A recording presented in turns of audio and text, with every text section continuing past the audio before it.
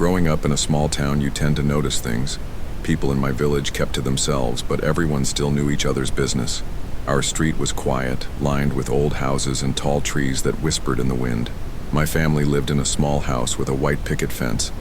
But our neighbor's house was different, bigger, newer, and always spotless. It looked out of place. The owner of that house, Mr. Collins, was a wealthy man who lived there with his wife, Mrs. Collins, and their 2-year-old daughter, Stacy. Mr. Collins was an odd man. He didn't speak much and kept to himself. But what stood out the most was his obsession with his car. He owned a sleek black sports car, the kind you only see in magazines. Every weekend, without fail, he would be outside polishing and cleaning it as if it were made of gold. He would spend hours on that car, making sure every inch was perfect. Sometimes I would watch him from my window, wondering why a car could mean so much to someone.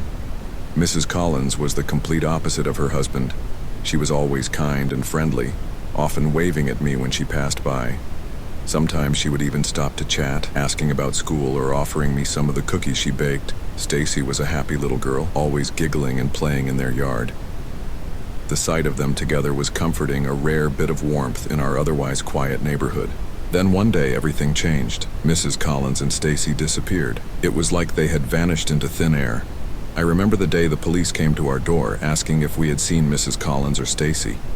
They said Mr. Collins reported them missing, claiming his wife had left him and taken their daughter with her.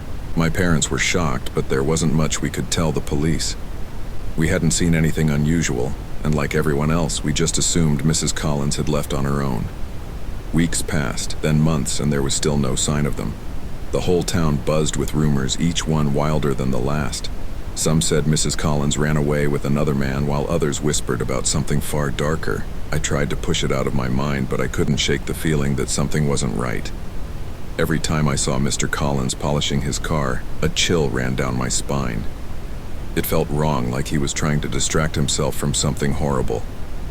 A few months after Mrs. Collins and Stacy had disappeared, something strange happened. My dad was in the garage fixing up his old truck when he noticed something odd in Mr. Collins's garage.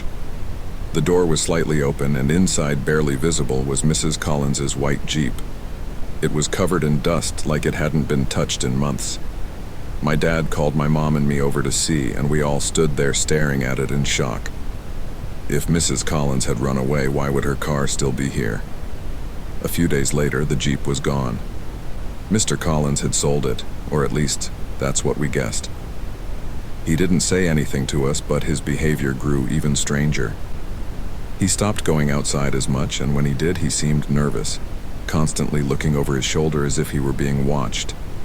The once spotless car now had a layer of dirt on it, and his yard, which used to be immaculate, was beginning to look neglected. One night, while my family and I were having dinner, we heard a loud crash from Mr. Collins's house. My dad grabbed a flashlight and told us to stay inside as he went to check it out. From the window, I watched him walk across the yard and knock on Mr. Collins's door. It took a long time for Mr. Collins to answer, and when he did, he looked pale, almost sick. My dad asked if everything was okay, but Mr. Collins just nodded and said he had dropped something. When my dad came back inside, he looked unsettled. He told us he had seen something strange. When Mr. Collins opened the door in the dim light of the hallway, he saw a pot of some kind of liquid on the stove, and next to it, a gun on the kitchen counter. He couldn't explain it, but something about the scene had disturbed him deeply. After that night, things seemed to spiral out of control. Mr. Collins became even more reclusive, and the whispers around town grew louder. Some people believed he had done something terrible to his wife and daughter, but there was no evidence, no proof, just suspicion and fear. I started having nightmares about it, imagining what could have happened behind those closed doors. The thought that something terrible might have taken place so close to home was terrifying. Years have passed since then. I've grown up, moved away, and tried to leave those memories behind. But now and then I think about Mrs. Collins and Stacy. I wonder what happened to them, where they are now, and if they ever found safety. I'll never forget the sight of that white Jeep in the garage, the look on Mr. Collins's face when my dad knocked on his door, or the fear that gripped our town in the months that followed. Sometimes, late at night, when the world is quiet, I still feel that chill running down my spine. I'll never know for sure what happened, but I fear the worst. Wherever they are, I hope Mrs. Collins and Stacy are safe, far away from the man who spent so much time polishing his car. I had been delivering food for a few months now, driving around the city and getting to know every corner of it. Most nights were routine: pick up the order, follow the GPS, drop it off, and move on to the next one. But this night was different. It was late, maybe past midnight, and I had just received an order from a part of town I didn't recognize.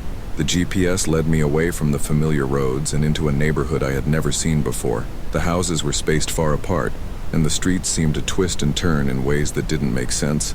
Each corner I turned seemed to take me deeper into a maze of narrow roads and dark alley. The streetlights were few and far between, casting long, eerie shadows that made the entire area feel off. The further I drove, the more I felt like something was wrong. The roads didn't seem to match up with the map on my phone. I would make a turn, and suddenly the GPS would tell me to turn back, as if the streets were changing while I drove.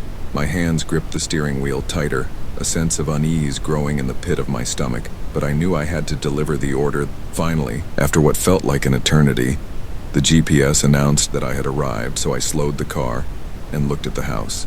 It stood at the end of a cul-de-sac, a tall, narrow building with peeling paint and broken windows. The lawn was overgrown, the grass reaching up to my knees, and there was no sign of life. It looked abandoned. I hesitated, my hand hovering over the gear shift, ready to put the car in reverse and leave. But then I thought about the order, about the customer waiting for their food. Maybe it was just an old house, and someone still lived there. Maybe they were too busy or too tired to fix it up. I tried to shake off the unease that clung to me like a cold fog. I got out of the car, taking the bag of food with me. The air was thick and heavy, almost suffocating. As I walked toward the house, the gravel crunched under my feet, the only sound in the silent night. The closer I got, the more I felt like I was being watched. My skin prickled with a chill running down my spine. When I reached the porch, I noticed the front door was slightly ajar. It creaked open with the slightest push, revealing a dark hallway that stretched into the unknown. I could barely see a few feet inside. The darkness swallowed everything beyond that. "Hello?" I called out, my voice trembling slightly. There was no answer, just the echo of my voice bouncing back at me from the empty hall. Something deep inside me screamed to leave, to drop the food and run back to the car. But I took another step forward, peering into the darkness. That's when I heard it, a faint rustling sound, like leaves being dragged across the ground. I turned to look back at the street, and that's when I saw them. Figures emerging from the shadows, stepping out from between the houses and around the corners. They moved silently, almost as if they were gliding across the ground. My heart started pounding in my chest, each beat echoing in my ears as they got closer. The first one stepped into the dim light of the porch, and I could see it. It was a person, but their face was hidden behind a blank, white mask. The mask had no features, just smooth, cold porcelain. The others followed, all wearing the same eerie, expressionless masks. They surrounded me, their presence pressing in on me from all sides. I tried to back away, but I was trapped against the porch railing. My breath came in quick, shallow gasps, and my mind raced for a way out. One of them reached out, and I flinched, dropping the bag of food to the ground. Their hands were cold as ice as they grabbed me, pulling me toward the house. I struggled, trying to break free, but they were too strong. The more I fought, the tighter their grip became. They didn't say a word, didn't make a sound. As they dragged me inside, the door slammed shut behind us, plunging me into darkness. I was blind, my other senses taking over. I could hear their footsteps around me, soft but purposeful. I could feel their cold hands on me, searching through my pockets, taking my wallet, my phone, and my keys. I wanted to scream, to call for help, but the sound died in my throat. It was as if the darkness had swallowed my voice. My mind was spinning, trying to make sense of what was happening, but nothing made sense. All I could feel was overwhelming dread, the terror that gripped me as they continued to strip me of everything I had. Finally, they let go of me, and I collapsed to the floor, trembling. I could hear their footsteps fading away, the creak of the door opening and closing again. They were gone, leaving me alone in the pitch-black house. I stayed there for what felt like hours, too scared to move. My mind replayed the events over and over, trying to understand, but there was no understanding. It was like I had stepped into another world, a place where the rules didn't apply, where nothing made sense. Eventually, I forced myself to stand up, my legs shaking beneath me. I found the door, pushed it open, and stumbled out into the night. The street was empty. No sign of the masked figures.